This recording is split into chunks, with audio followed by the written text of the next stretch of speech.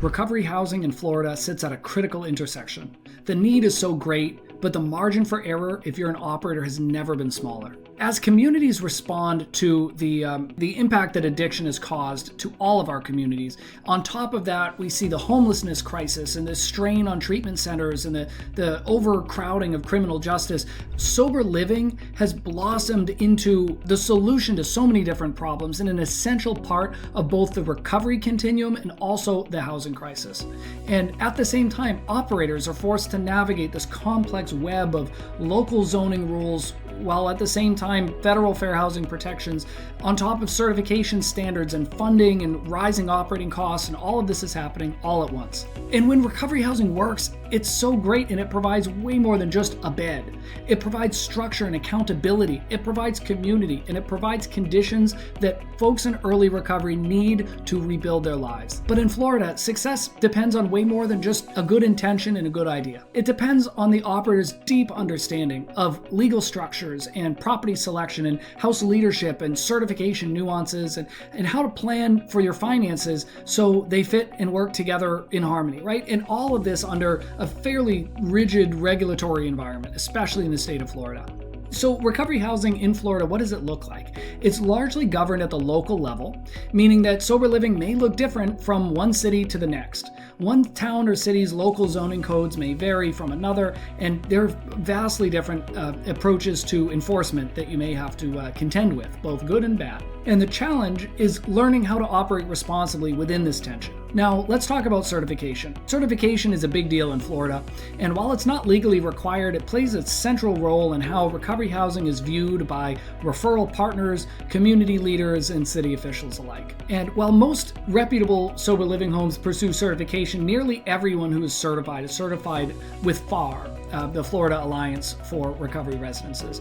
FARR is the state affiliate of NARR. NARR is the National Alliance for Recovery Residences. NARR sets national standards, FARR implements them at the state level. And what that means is that FARR will want to check life safety, emergency preparedness. They want to see that operators are trained. They want to see that house leadership is held accountable and that your policies, procedures, documentations, and compliance are assured. And for many operators, certification becomes this framework that brings structure and consistency to their recovery home and signals to the outside world that the program is open, operating, and running responsibly. Now, the challenge in Florida isn't just opening a sober house. It's all of the other stuff that comes along with it. It's how to find the right property, how to find the right neighborhood, conducting an area survey, and figuring out what really works for recovery housing.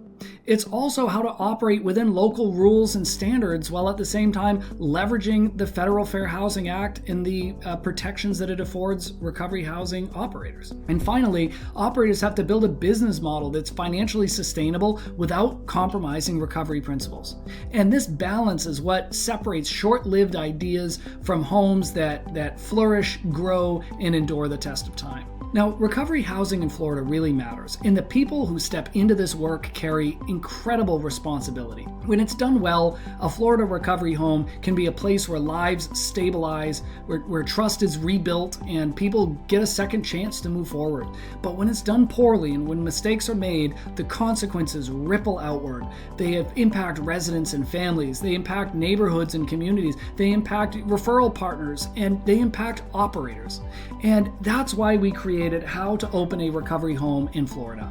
This is a guidebook that is designed to help you understand the rules before they're enforced, to help make better decisions before the mistakes become costly, and to help build compliant systems before the pressure exposes the cracks. So if you're committed to doing recovery housing well, doing it with integrity, and you want a clear, grounded guide specifically built for Florida, well, we invite you to explore and pick up a copy if it's of interest.